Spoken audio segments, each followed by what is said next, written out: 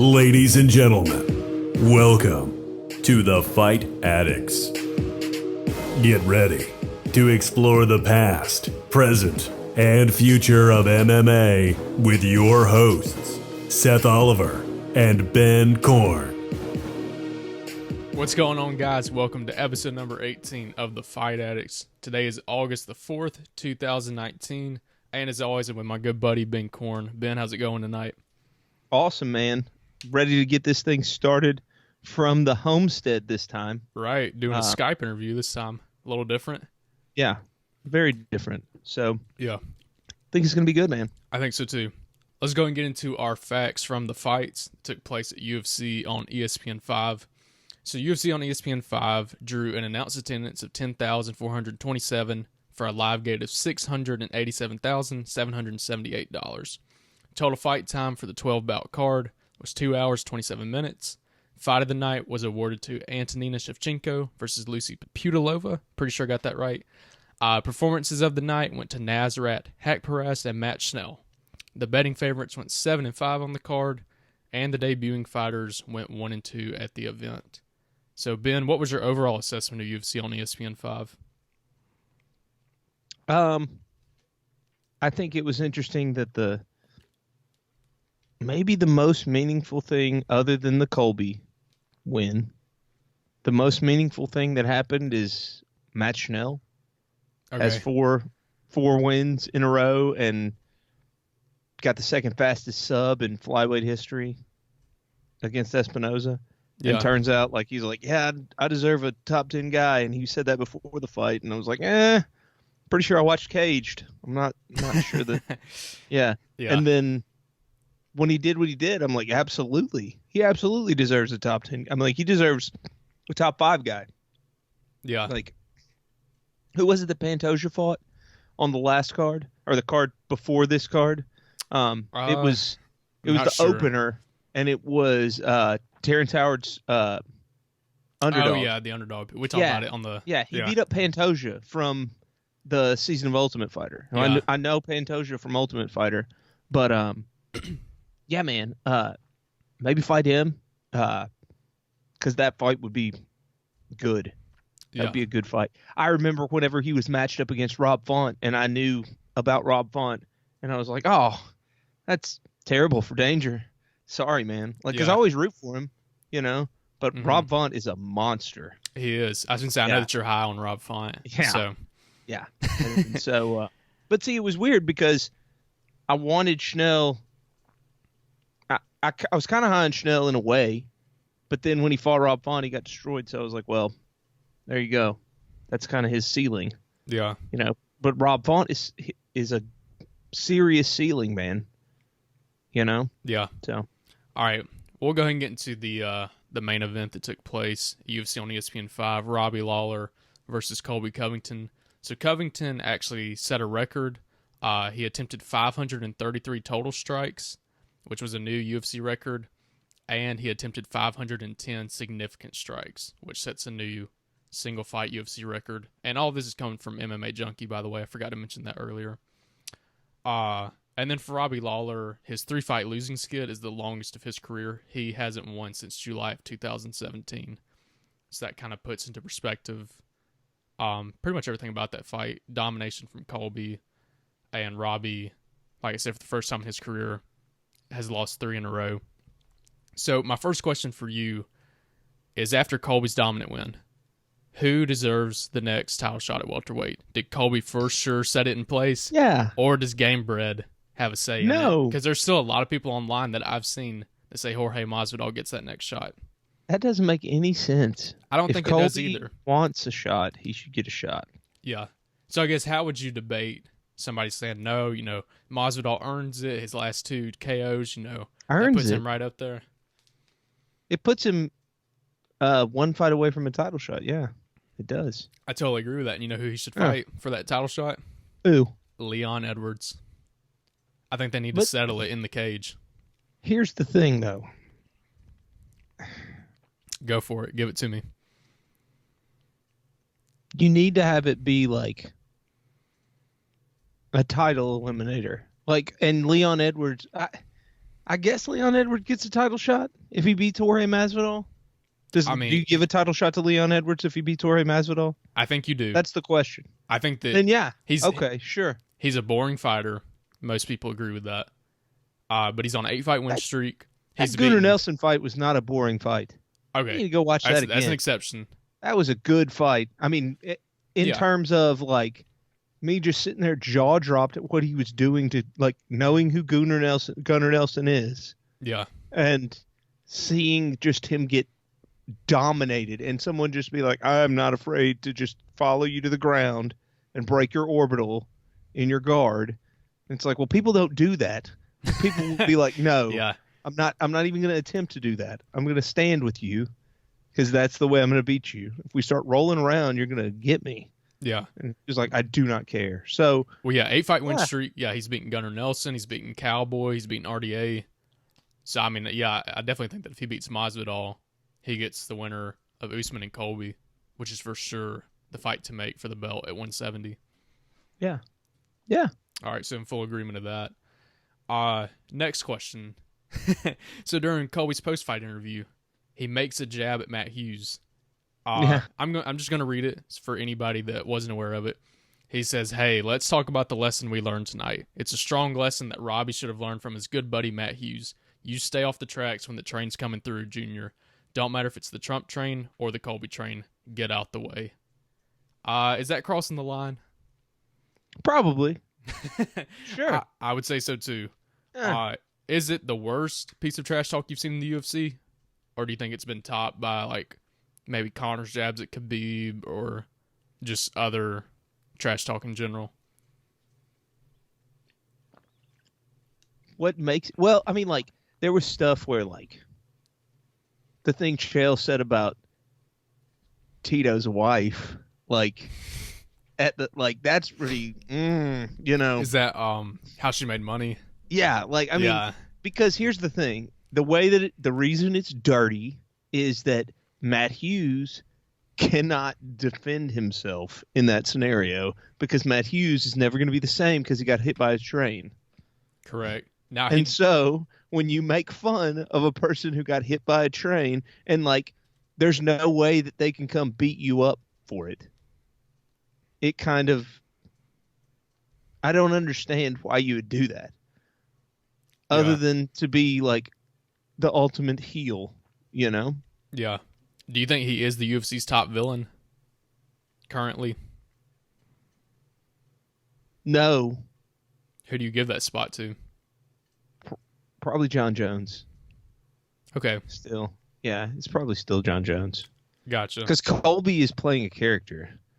And John Jones is a pretty terrible person. Greg Hardy is, you know, I was about to say Greg Hardy's up there. Terrible person. But so is John Jones. I mean, like, it's not an alleged fact that he ran a red light, T-boned a woman, left the scene, went back to the scene, got something out of the car, and left the scene again. Yeah, it's all fact.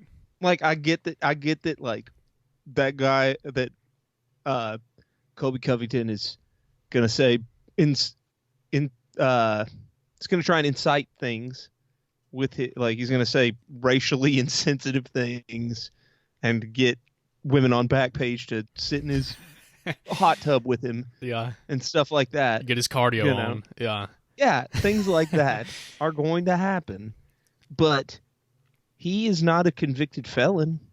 Right. No, we know that he likes to call the cops in situations. So, yeah, he's buddy with the cops. Yeah. But Matt Hughes did issue a statement on his Instagram. He said, "Not sure if Colby Covington should have used my accident as fuel for his post-fight trash talk, but that was one heck of a fight. Nice win for American Top Team, and ruthless Robbie Lawler always puts a good fight. Remember, though, this is the fighting world. People trash talk, and you gotta have thick skin." So a pretty classy reply from Matt Hughes on that. Yeah. Who was the star of our show for like the first 10 episodes. Yeah. He came up at some point. I wish that he had just gone verbatim with what he said after the GSP. "I'm not impressed with your performance." Well, that's his opinion, and you know, his opinion stinks, but yeah. Yeah. That's just like, but like, write it out on Twitter. Right. You know? That would have been pretty cool. What's going on? Yeah. Yeah. And then he says, "Sorry, I got hacked. That was actually my twin that put this on here. Yeah. Give me my tractor back." Yeah. It's like, what? Yeah. Okay, I have one more question for you about that fight. So, a lot of people complimented Colby's stand-up, talking about how it was really good. I personally, it was better than I thought, but I wouldn't necessarily call that good stand-up. To me, it kind of looked sloppy in a way, but it was very Diaz-y. Yeah, that's what I was going to say. Throw volume. It's not precise necessarily. It's not going to knock you out, but it's just kind of this sloppy, almost like speed bag type, where he's just sitting there banging and banging and banging. So would you call it good striking though? It's effective striking.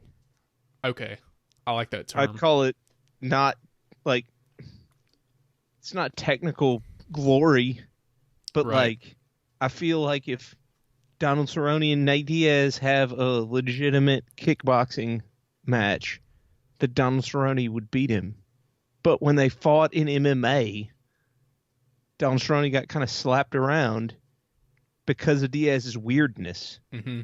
I don't think that would have happened if it had been in the actual, okay, we're never going to the floor, nothing ever changed. I can set and just kick his legs so hard, Yeah. I think that Diaz would be crippled by Cerrone. Gotcha. If he started trying to slap him around. But because of all the variables of MMA and those tiny gloves and stuff, because you're able to change your speed, that's one thing Diaz does so well, is he's just throwing these things out at pitter pat, no power level. He throws 10 strikes, but only 2 of them in there are real, full blown, and one of them's going to be to the body. Right. So it looks like he's just pitter pattering around, and then boom, he jacks you in the rib to where you take a deep breath, and then he's going to pose. Yep. Or arms crossed. Yeah. Just do something nonsensical to make do something. To make you do something, because you want to take a breath. You want to be okay, how's this guy never breathing? Because every time I try and breathe, he hits me in the ribs. Right. And it's not fun. And then when we're disengaged, he's like, why aren't you engaging? Because you're scared of me. I'm going to slap you in the face. And so that causes you to completely run everything out of your gas tank as quickly as possible to not look like you're scared or whatever. Yeah. Well, hey, Diaz is at 170 now. Colby's making a name for himself at 170. If they both keep winning and somehow cross paths, you think Colby that could be an entertaining fight? It won't be that's exactly what you're going to say. Because it'll be the Benson Henderson fight. Yeah. It'll look worse than the Benson Henderson fight because Colby is better than Benson Henderson. Yeah. Colby's way bigger than Benson Henderson. Mm-hmm. Well, maybe not necessarily. Colby doesn't look like the most giant 170. No, he's not. He's not Usman. He's definitely not Usman. I think his walking weight is 185. I think he only cuts about 15 pounds to make 70. Yeah, and Benson Henderson killed himself to make 155. Well, then, yeah, they're actually probably around the same weight then. Yeah. But, yeah. Yeah. We both know what would happen if they fought. Mm-hmm. Even prime versions of themselves. Yeah, I agree with that. Actually, I'm not so sure. I'm not so sure that it's not pretty clear that Colby wins and then they give Benson the decision. Because there have been numerous Benson Henderson fights when he was prime Benson Henderson that I was like, yeah, he didn't win that fight, man. Yeah. You talked about that with the Edgar fights. Yeah, both the Edgar fights. Those were not decisive anything. If anything, the second one was more decisively Edgar. And then you look at he finally had one go the other way when he fought Cerrone, his last time he fought Cerrone in UFC. Yeah. Cerrone beat him by decision, and I don't know that he necessarily beat him by decision. Gotcha. But he let everybody know. He's all like, oh, how did that happen? I'm like, it happened the way that you win every time. Yeah. That's how it happened. There was no finish. That's how it happened. Right. But all right. Any more comments on the main event? No. All right. It was disappointing to me. I hoped Robbie was going to win. I was about to say, yeah. So. Well, moving on to the co-main event, Jim Miller and Clay Guida. Jim Miller set a record for his total fight time of 5 hours, 6 minutes, and 47 seconds. Was the most in UFC lightweight competition. That's the most in the division's history. And then Clay Guida fell to 3-2 since he returned to the lightweight division. So that's kind of the stats of that fight. With both I these was thinking guys, you were going to say that Clay Guida set a record for time in the octagon without oxygen to the brain for just being choked unconscious and then them letting him just keep getting choked while unconscious. Nope. Yeah. Ooh. Yeah. There were Not two good. fights like that. The Guida girl. one, yes. Yeah. The name is passing my mind, but yeah. Shevchenko did it. Yeah. Yeah. Belly Pretty- down, choked out. Yeah. Mm-hmm. Mm-hmm. But with Miller and Guida both being towards the end of their careers, should either of them consider hanging the gloves up, or you think they both have a lot of fight left in them? Yeah. Keep fighting. I mean, yeah, they should keep fighting as long as they want until they lose a bunch in a row. So until they pull if a they BJ want to pin, keep if they want to keep fighting until they lose 3 in a row, they should definitely be allowed to keep fighting. Gotcha. And both of them should get like 4 in a row because of what they've done for the company. Right. You know, and it should be legit 4 in a row. It shouldn't be any of this like, oh, well, they kind of won that fight, or oh, well, somebody got fouled. Like, it has to be kind of the way that BJ did it. Where it's like, Yeah. no, he lost. No, he lost. Like, over and over and over again. Right. Yeah. It's do you- embarrassing. Yeah. Yeah. And that's why we're going to fight him against Nick Lentz in his next fight. That's a whole nother topic for a whole nother podcast whenever that fight, or whenever we get closer to that fight. But do you have any people in mind that you'd like to see Miller or Guida fight next? Just off the top of your head. I want to see Miller fight anybody with really good jiu-jitsu because I like his jiu-jitsu. Okay. Guida, you could run back him and Diego Sanchez again. That's what I was just about to say. If you could get Diego to cut down to 155 again, you could make that fight happen. Yeah, why not? Yeah, I mean, they got in the Hall of Fame for it, so. So let's make it sad and old. Yeah. Yeah. Bellator could even host or promote it. They end up both going there. Just as long as they have the rematch from Gracie Shamrock. Have Gracie Main Shamrock event. 4. Yeah. All in a dream world would that happen. I love how whenever like it ended in controversy because Shamrock said that he was fouled. Royce Gracie gets his first TKO at 50, and like afterwards, like somebody in the media scrum was like, asked Scott Coker, "So do you think that they should run it back, like because of controversy?" And Coker was like, "No, that's not good." And I was like, that's the answer to this fight that just happened. Like, yeah, if it's not good to run it back again, it wasn't good to run it back again like 3 hours ago when you did it. Yeah. Like, what are you talking about? Yeah. It makes no sense to ever have done this in the last 15 years. Yeah. That's the expiration date on that. It's like 2003. But it was 2017, 18. 18, I think. Disrespectful.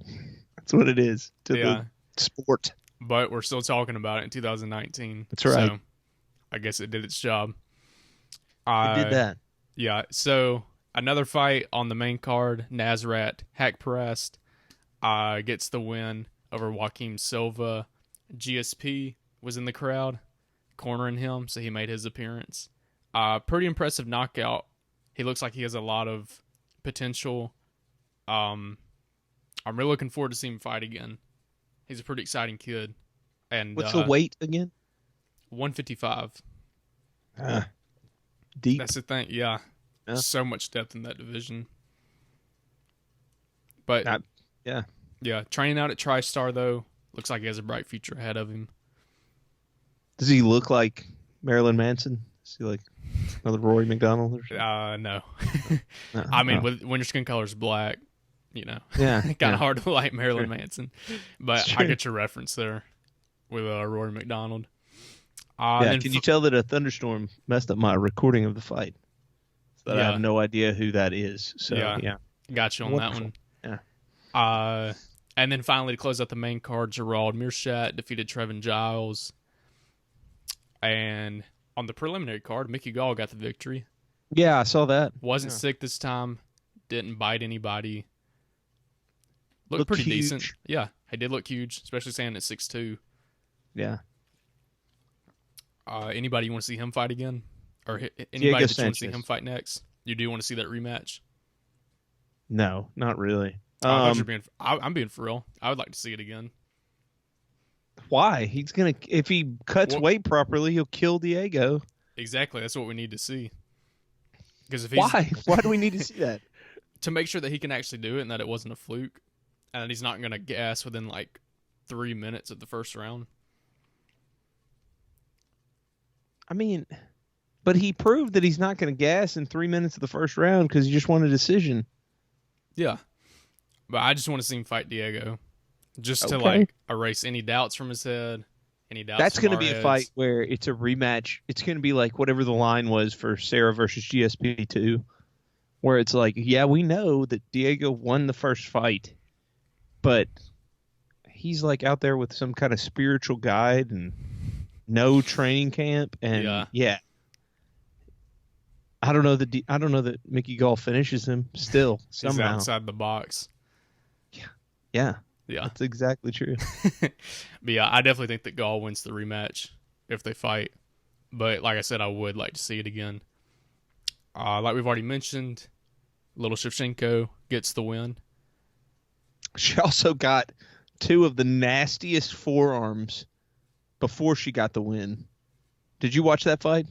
Yes, I bet did. you didn't watch it. You did? Mhm. Did you see the forearms that the other chick landed on her? Mhm. Oh.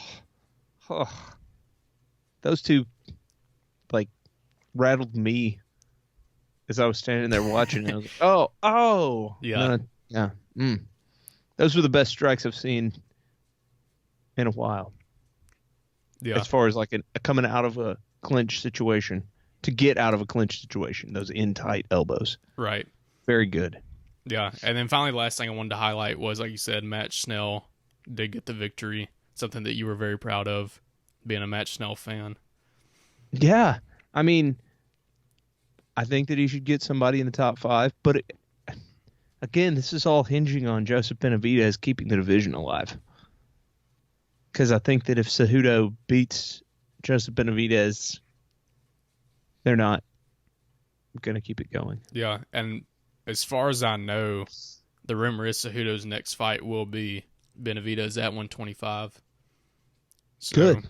Yeah. It should be. And which will probably take place around like December, January, depending how 'Cause if you Cejudo's put- healed up. Yeah, you put Cejudo at 25 against Benavidez. And then while that's happening, you have Edgar versus Faber to find who's going to The make next title shot. Aljamain Sterling really mad, or whoever the guy that's getting jumped. Yeah. Yeah. Yeah, it should definitely be Aljamain. Yeah. Who else is there? Who's like number 3? Okay, Sterling's up there. Petr the guy that beat Jimmy Rivera, he's up there. I would say those are the top 2 guys right now. Because So Sun here's what you Sal. do. Yeah. Yeah. Go ahead. You have Jan and Funkmaster fight, and you have Uriah and Frankie Edgar Edgar. fight. Yeah. And then you just say that whoever wins the Frankie and Uriah fight gets the next fight. Mm. Regardless. Like, because it's not going to be, it's just going to sell more. You'll make something up. I agree with that. Yeah. You'll make something up. But yeah. Yeah. And then whoever wins the Jan and Aljamain fight will fight the next the winner of Frankie and Cejudo. So you think that Frankie beats Faber? Yeah. Yeah, I think so too. But I do agree that we need to see it. And then we would have Frankie versus Peter Yan. You think that Yan beats the Funkmaster? Yeah. Okay. And then Frankie beats Cejudo. So then who wins, Edgar and Yan, in this little rabbit hole? Edgar. Dang. Edgar defends. Edgar gets the belt. Edgar defends. So he kind of pulls like a Randy Couture. But then he loses a 50-45 clear as day decision to Dominic Cruz. Okay. Like, just almost on the level of Cody Garbrandt and Dominic Cruz. Right, like Cruz robot dances on him. Yeah. He just cannot touch him. It looks a lot like Demetrius Johnson against Dominic Cruz. So just straight domination, pretty much. Yeah. All right. He cannot take him down. Yeah. Yeah. And that's going to close our recap. And then Frankie cuts to 125 then. Fights like Benavidez and Formiga and all them. Yeah. At 46. Yeah. All right. Well, let's go ahead and get into our listener questions for this week. Awesome. Yes. Yeah. So all of these came by the way of Instagram. We post them to both Instagram and Twitter. Currently, our Instagram has a bigger following. But if you guys have any questions at all on any social media platform, please hit us up and let us know. The first one comes from my buddy Jordan Kurtz from Comments from the Peanut Gallery. He said, how did you guys feel about a domestic card being in the middle of the day? Hated it. I hated it too. And we still haven't found a reason why. So if anybody knows that reason, please let us know. Because we're both curious about it. It was weird. I didn't like it. I had to mow that morning. So I missed the first, I think, 2 fights of the prelims. Yeah, I was at work and I looked up and saw that the prelims were on. That's how much I'm paying attention, by the way. I was like, it's on right now. So I called my wife and had her record it. You know, shout out to the true hero, Rhonda, who recorded that. Yeah. Thought you were about to say shout out to the troops for a second. I was like, all right, Colby Covington. Shout out to the troops who might have gotten to see it like at night or something because they're overseas. Yeah. Maybe it was on at noon. Yeah. Yeah. If that'd be a good reason. If they were like, well, yeah, actual guys who understand this a lot better than you are gonna watch this at night. Yeah. You're like, okay, yeah, cool, no problem. That's fair. I'm not gonna tell them no. Yeah. Yeah. But hopefully it was for the troops. That's what I'm gonna say. That. All right, so Frame MMA asked us, was the Lawler that showed up to fight night at 100%? Ben, you can take that one first. Nobody's 100%. I mean, like I was saying, Thiago Santos fought John Jones with a completely blown knee and all the, I mean, you can't complain. Colby had that cut over his eye. That's what I was about to say. Can't complain. Yeah. And on short notice, too, he took the fight since Woodley pulled out. Yeah, I think that Robbie did look... I mean, I don't know if it was necessarily different. But, I mean, it's like you said, nobody comes in 100%. Nothing seemed obviously wrong. It just looked like he was stunned by the pressure. Couldn't handle it. His head movement looked really good, so obviously he was able to move around good. Everything looked fine. So... yeah, I mean, I think he looked good and healthy. Nothing obvious was wrong. So, right. Next question comes from Wicked.MMA. He said, what do you think is next for Robbie Lawler? Maybe an Askren rematch, since they're both coming off losses. That'd be good.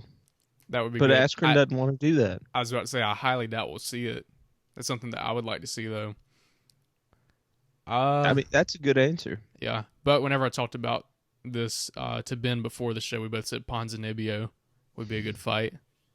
See those guys throw down. I think that Ponzinibbio would take it at this point. If Diaz lost and wanted to stay at 170, hey, I like that fight. You could have him fight Nate Diaz. Yeah, and then which could lead into the return of Nick Diaz, and you could have them rematch since Nick Diaz knocked him out when they were both like 20. Yeah. You know, so In a shocking fight. yeah, I still kind of think that like if Diaz can't be knocked out as a grown man. It's just not going to happen. It's not going to happen. Both of them are just Nick. Just Nick. Okay. Go watch that Josh the Punk Thompson fight with Nate, and you'll see like, I don't know that he necessarily was going to get separated from consciousness, but he was going to get TKO'd when they threw the towel in. You know, I mean, I don't know. He's too tough for his own good. Both of them are. Like, for sure. They will continue fighting to a detriment to their own health. So, but yeah, that would be great to have Lawler. Like, if Lawler beat Nate, and then told Big Nick to tell him not to be scared. Yeah. You know. Yeah, gotta call out Big Bro after that. Yeah. I like it. Yeah. This isn't the Diaz I wanted. You know, but the other, but not the real Diaz. But, since he's more of a man than his big brother and was willing to take the beating that needs to come for his big brother, and he's not scared like his big brother. And at that point, you would have a brawl, a Strikeforce brawl. Ooh. It would be like Mayhem Miller. Yeah. Except hopefully for some reason, like 56-year-old Pat Miletich would be there. It'd be like, oh, it's on, yes. Him and Dylan Danis are both there. Yeah, he would just knock out Cesar Gracie with one punch, the way that Frank Shamrock did. He'd be like, "You're not a fighter. Like this is like I get that you're really good at jiu-jitsu. Yeah, but you're not actually a fighter. That Frank Shamrock proved this when he head kicked you." Yeah. Yeah, that's that's a good little fantasy world. Yeah, that's a wonderful fantasy world. Yeah. All right, final questions comes from, I want to say it's Malone is me on Instagram. He said Woodley versus Masvidal for the number one contender spot. Our thoughts on that fight? Woodley and Masvidal? Yeah, to determine who fights. Okay. So, first question is, do you think that fight should happen for the number one contender spot? I would say no. I think it should be Leon Edwards and Masvidal. Tyron Woodley is just such a what do you do with him? You know, he ought to fight Wonder Boy again. It's like a fight night main event, so we can get all 5 rounds again. Yeah, do it on like ESPN Plus. Yeah, but like find like a city that you don't like and put it as the main event. Like some city that made Dana mad, put it as a main event there. Yeah. Where is Carmouche the main event? Where is that Shevchenko So it's the title shot for Liz Carmouche? Yeah, which we'll get into that in our next episode. But yeah, it's a title shot against Shevchenko in Uruguay.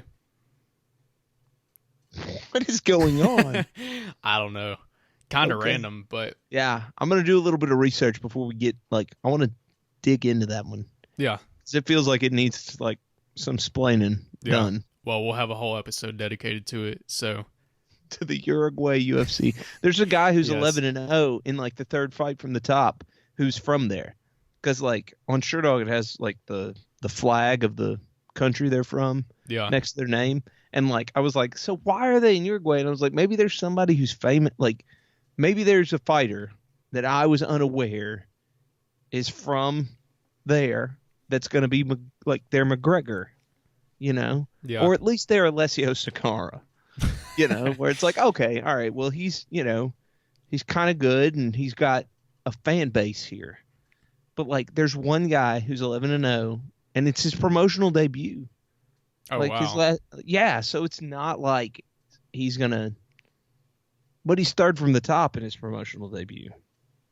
So that's some flop. We're gonna get into that. Yeah, sounds good. Yeah. And so then, my answer for Woodley Masvidal, I think like I said, the Edwards and Masvidal fight should happen. Woodley is kind of like a weird outlier. Still ranked number 1 in the division. I mean, definitely respectable. I'm like you. I think that he wrestles Masvidal to a decision. Or knocks him out. Or knocks him unconscious with the punch that Till floored him with.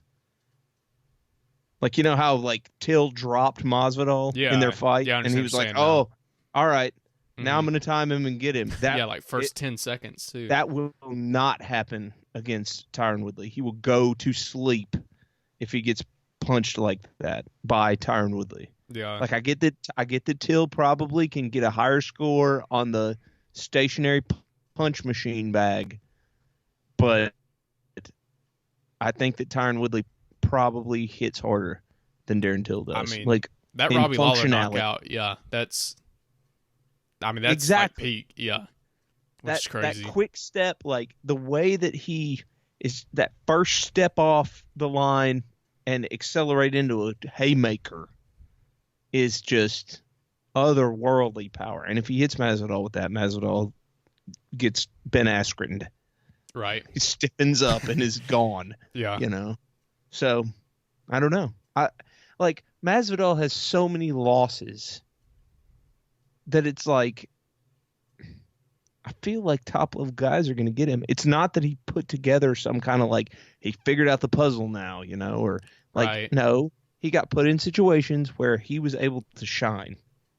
Yeah, for sure. And people only remember these shining moments. They don't remember him getting an inverted triangle done to him by Toby Amata. Like, you know what I'm saying? Like, and then they're like, maybe he should fight Tyron Woodley for the number 1 contender spot. Well, I mean, technically maybe, but he's probably going to get destroyed.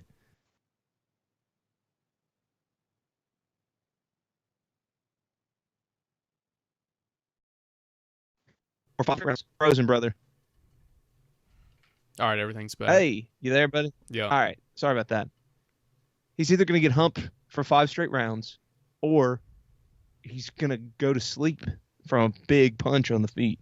Yeah. I don't see him being able to smoothly. I mean, really, the only way you stay alive on the feet is whenever you do it the way that Wonder Boy did. Right. And it's garbage and looks horrible. Yeah. So it's not a good fight. But most fights that Tyron Woodley is going to have are not good fights. Yeah. I agree with that. He was a good champion, and the fact that like he defended his belt 3 times, I would say that like he definitely gets a lot of hate. I would say partially undeserved, but partially deserved, because he likes to pull out with injuries a lot of times. Boring overall. It's deserved from his Strikeforce run. It's back from that long ago, because I do not remember exactly who he fought, but he fought someone where he was on top of them. He got stood up from guard a couple times, like where he was in their guard, and like one guy scored the fight for the dude who was underneath him the entire time. That's how horrible it was. Like, it was a split decision. And after that fight, that was one of the most angering fights that I've ever watched every minute of. Yeah. And he was just like, yeah, I'm not fighting again until I get a title shot. Like, I'm not accepting another fight until I'm fighting for the belt.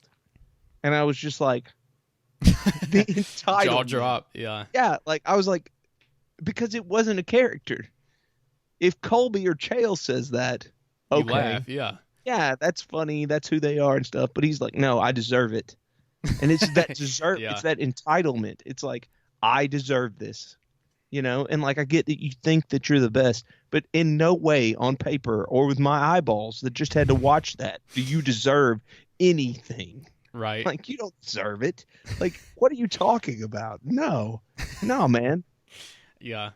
Well, shout out to Malone is me for that and pulling that Tyron Woodley rant out of you. Yeah. Also, and here's the really weird thing. Like, if I say that, there will instantly be someone who's like, really? Yeah, really? That's why? It's not something else? Because I think I know why you hate Tyron Woodley. It's like, no, That has nothing to do with it. Like literally Right. less than zero. Although I do hate the fact that that is what always comes up. For sure. That there's some kind of like the reason you hate him is because of like subliminal racism. I'm like, no, not at all. Right. The reason I hate him is because of that entitlement. Yeah. Like that's why I hate him. Yeah. You know? Well, I mean, yeah, anybody can listen to our interview with Justin Willis and know that we're not racist. So, Yeah, I mean, yeah. But instantly, when Yeah, you have a negative comment about Tyron Woodley specifically, and that's always going to be in the forefront of people's thoughts. Yeah, and do you think that Usman is pretty much Woodley 2.0? No, because he doesn't have one punch power. He doesn't throw those haymakers. Well, I'm just meaning like as champion because he's already been sitting out with an injury since his fight. Tyron Woodley, Same skin color. Well, yeah. Tyron Woodley is much better at speaking than Usman is. Tyron Woodley can articulate like a sentence so much better, like a thought, so much better. Yeah. I mean, I don't necessarily like his sentiment that he's trying to get across, but I understand him. You know, like I'm like, yeah, we're good. But like Usman, man, they put him on commentary, and I was like, what is going on? That was so hard to listen to. So bad. There was one point you tweeted out something with Cruz and him. Well, there was one point I wish that I'd like. I want like a video of it because he's talking about Robbie and Colby and how if you get Robbie down, he's going to pop back up. But he keeps saying like, now if you try and take him down in the middle of the cage, he's going to try and get to the side of the cage. But if he's on the side of the cage, he's going to try and stand up. And really, when he's in the middle of the cage, he's trying to stand up as well. So really, what he's doing is trying to stand up when he's getting taken down against the cage. And like he just repeats, like he gets tripped up, says the same thing like 4 times, and at like time number 3, like Anik is like looking and kind of like nodding, but at one point he just like straight up like looks straight at the cuts camera, the camera, like yeah, hard camera, like, and then looks back, and I'm like, yeah, man, you didn't have to say feel it, that, but yeah, I know what's going on. And like Cruz was trying to help, like Cruz could tell that this isn't. I mean, anyone with ears can tell this is not good. But like, yeah, Cruz was like, yeah. He tried to cue him in, like right before that happened, because of what kept happening with him not catching. Like, you're supposed to talk now. Mm-hmm. Cruz was like, yeah, champ, how about you break down the way that he's gonna do against the takedown? Yeah, and yeah, it was bad. Did you see him and Colby's post-fight little like heated back and forth that took place? Yeah. I honestly think that Colby won that, and Colby is not a good talker. Yeah, it's like when you see Tito and Ken Shamrock. Like Tito wins that, right? Tito wins that, but Tito is also like, you know, one of the most like stick a sentence in a blender and.